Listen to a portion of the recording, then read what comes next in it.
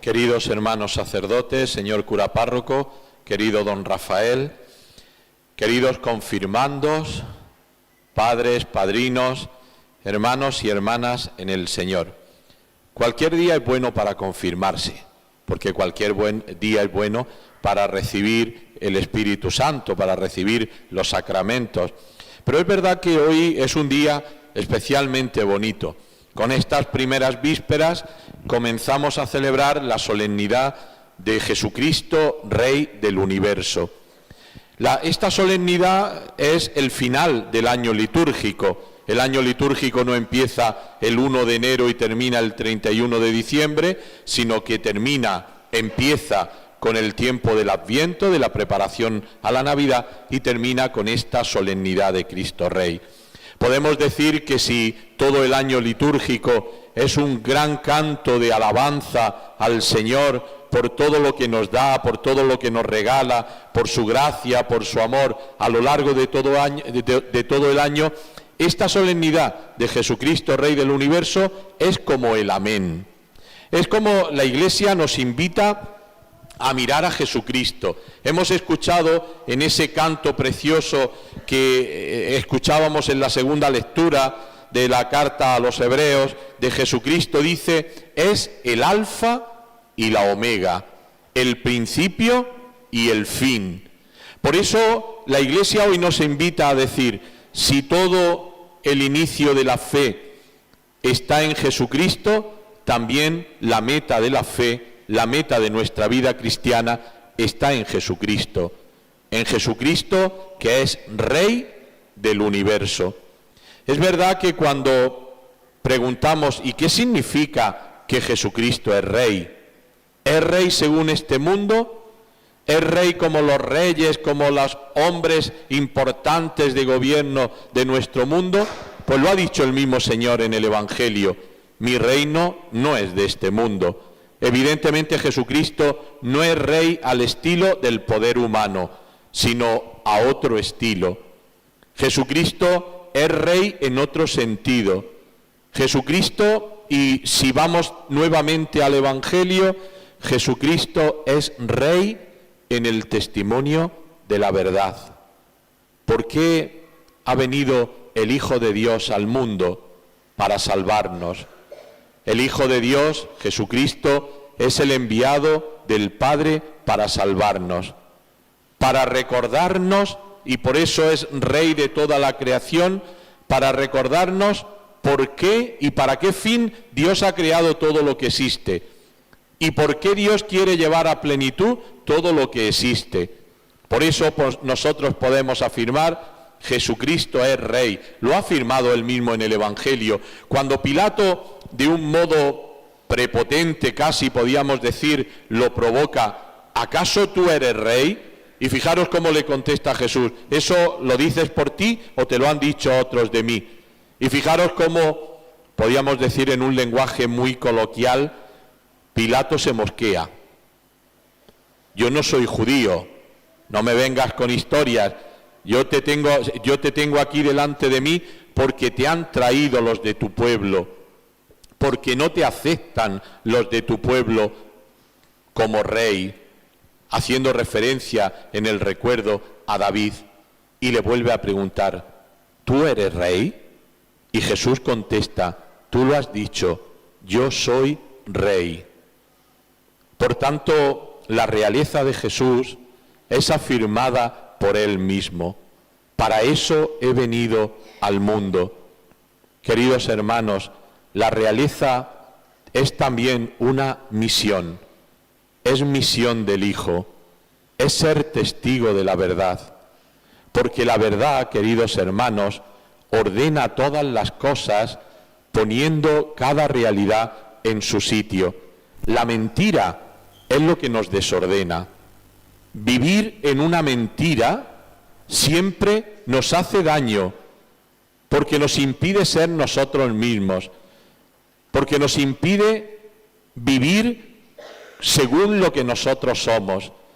Y en ese sentido, y creo que en este momento de la historia tendríamos que señalar de un modo fuerte, con fuerza, Jesucristo es Rey, porque nos dice, nos enseña la verdad. La verdad que con mayúscula tiene su fuente en Dios.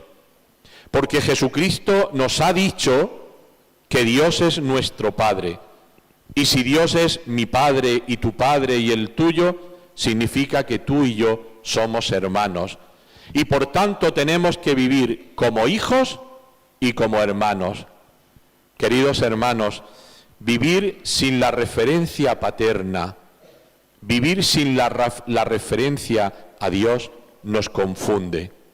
Nos confunde hasta pensar, y muchas veces el mundo, la cultura actual así lo piensa, que cuando el hombre no tiene a Dios, es dueño de sí mismo, es libre. Sin embargo, esa libertad, si no está fundada en la verdad, no es libertad, es engaño de libertad. Lo mismo que el amor, si no está fundado en la verdad, no es amor, es engaño del amor. Por eso, el volver a nuestra referencia, el volver a lo que somos, nos enseña a vivir en libertad, nos enseña a vivir en justicia, nos enseña a vivir en paz, nos enseña a vivir en amor, en esa referencia al Dios que nos muestra cuál es su verdad, cuál es la verdad. Y yo me preguntaría para mí, una pregunta que lanzo para cada uno de nosotros, ¿tú vives en la verdad? ¿Tú vives en la verdad de ti mismo? ¿Tú vives en la verdad que no es lo que tú has construido, sino lo que has recibido? Porque lo que nos enseña la verdad es que no somos nosotros los dueños, ni siquiera los constructores de la verdad, sino que la verdad es un don que hemos recibido. Queridos confirmandos, esta tarde vais a recibir el don del Espíritu Santo, el sacramento de la confirmación. El sacramento es un regalo. El sacramento no es la paga, la conquista de que he estado unos años de catequesis, que he venido a la catequesis y ahora toca confirmarse, de tal modo que cuando ya tengo esto, pues ya no tengo que seguir siendo cristiano.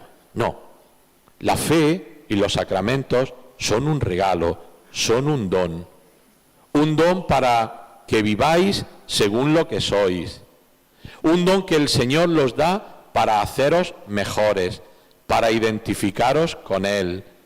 Decía antes, cuando he estado un momentito con vosotros, que en el sacramento de la confirmación vuestra frente es ungida con crisma. Y os decía que el crisma es óleo, es aceite mezclado con perfume, con una esencia, un aroma, una esencia fuerte.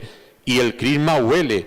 Si vosotros, después de ungiros el dedo o la frente, huele, porque expresa el buen olor de Cristo.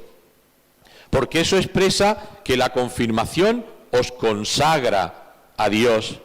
Es decir, pone no en vuestra frente, que es el signo, sino en vuestra alma, pone un sello que no se borra nunca.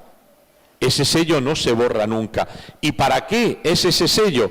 Pues lo mismo que Jesucristo es Rey, para ser testigo, testigo del amor, testigo de la verdad, testigo de la paz de Jesucristo, para hacer que el mundo sea realmente el mundo que Dios quiere, lo que Dios espera de nosotros, para lo que Dios ha creado el mundo. Por tanto, el sello que vais a recibir, el Espíritu Santo que vais a recibir, os hace testigos del Señor. Siempre que yo celebro una confirmación, siempre pienso en la primera confirmación de la historia. La primera confirmación de la historia fue en Jerusalén.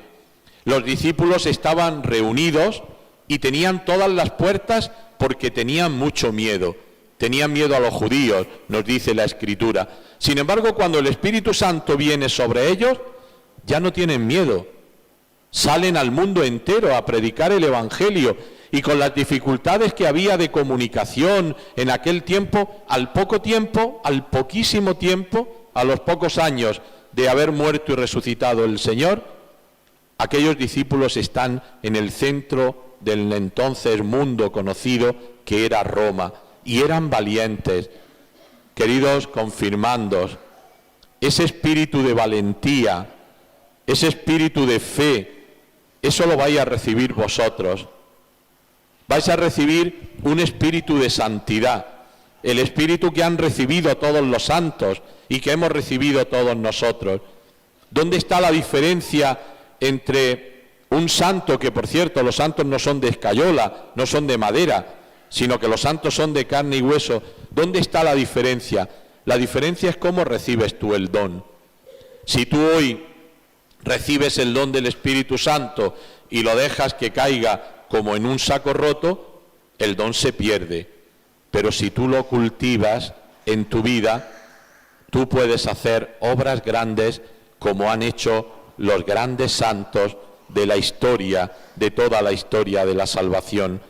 Por eso, queridos jóvenes que vais a recibir el sacramento de la confirmación esta tarde, guardad en vuestro corazón el Espíritu Santo, conservad en vuestro corazón el Espíritu Santo, para ser testigos del Señor, para que los demás vean a través vuestro que el Señor está presente en nuestra vida. Es verdad que el reino de Dios no es un reino de este mundo. El reino de Dios no se identifica con una opción política ni con un régimen político, sino que el reino de Dios es otra cosa. Como vamos a escuchar ahora en el prefacio, es un reino de verdad y de amor, de justicia, de paz, de libertad. Es el reino de Dios, que es la presencia de Dios en medio de vosotros. Últimamente, cuando voy a confirmar, siempre me gusta ponerle a los más jóvenes, me gusta ponerle un ejemplo para que veáis que esto que estoy diciendo no es una teoría, no es algo que sea imposible de vivir, ¿no? Y me gusta siempre poner el ejemplo de un joven italiano, quizá o en la catequesis os hayan hablado de él ya, ¿no? Un joven de Italia que vivió hace unos cuantos años y murió hace unos cuantos años, cuando tenía 15, se llama Carlo Acutis. Carlo Acutis es un santo que a mí me deja siempre con la boca abierta, me deja siempre impresionado del testimonio de este joven. Y cuanto más cosas leo sobre la vida de Carlo Acutis, más me impresiona cómo un niño de 15 años, que había nacido en una familia no precisamente cristiana, cristiana de bautismo, pero no de vida, que escucha cuando era pequeñito hablar de Jesús a través de una chica polaca que lo cuidaba, y que sin embargo deja que Jesús more dentro de él, y con sus 15 años es una persona digna de no solo veneración, sino de ejemplo. Uno de los grandes amores de Carlo Acutis era la Eucaristía. Desde que era pequeñito, él le gustaba investigar sobre los milagros eucarísticos. Decir aquí esto en Moraleja, pues suena de un modo especial. Ahí arriba, tenemos el prodigio eucarístico de Moraleja. Vaya tesoro que el Señor ha dejado a esta parroquia. Un tesoro precioso, el tesoro de su presencia. Unas formas que después de 80 años, 70 años, 80, ahora no sé muy bien del 36, ahora siguen intactas esas formas para decirnos cada día, queridos hermanos, a esta parroquia y a todos, que Él no se va, que Él siempre está presente en nuestra vida, que aunque haya dificultades, que aunque haya persecución, el Señor no se va, está siempre presente entre nosotros. Y vosotros, queridos jóvenes que vais a recibir el sacramento, al ejemplo de Carlo Acutis, y teniendo este prodigio eucarístico aquí en vuestra parroquia, saber que el Señor siempre está presente. Carlo Acutis tiene una frase preciosa sobre la Eucaristía. La Eucaristía es mi autopista hacia el cielo. Y precisamente es la Eucaristía lo que lo invitaba, lo lanzaba, como nos tiene que lanzar a nosotros también, a la caridad. Cuando Carlo Acuti muere, en el funeral, sus padres se ven sorprendidos porque hay muchos pobres, en Italia los conocen como barboni, esos que duermen en la calle en cartones, que iban a darle el pésame. Y es que Carlo Acutis, cada vez que iba al colegio, cada vez que pasaba por donde estaban los pobres, le dejaba cualquier cosa. Y fijaros, queridos hermanos, no solo para estos chicos, sino para todos, cuando vemos la imagen de este beato italiano, nos damos cuenta que es un chico de hoy, con pantalones vaqueros, con sudadera, que le gustaba la Play, un chico normal que nos enseña siempre que la santidad siempre es actual, porque la santidad es comulgar de la vida de Dios, vivir en su santidad. Y eso, queridos jóvenes, es a lo que vosotros estáis llamados por el bautismo y por el sacramento de la confirmación. Y para terminar, vivid siempre alegres. Un cristiano también se nota en su alegría. Un cristiano nunca es un amargado. La amargura no entra en la vida cristiana. En la vida cristiana siempre hay alegría, porque sabemos que el Señor está siempre con nosotros. Pues encomendamos la vida de estos 14 bautizados que ahora van a recibir el sacramento de la confirmación. Lo confiamos a la Virgen Santísima, a nuestra Madre, a la Madre del Señor, a la Madre de la Iglesia, que ella nos acompañe siempre en nuestro camino.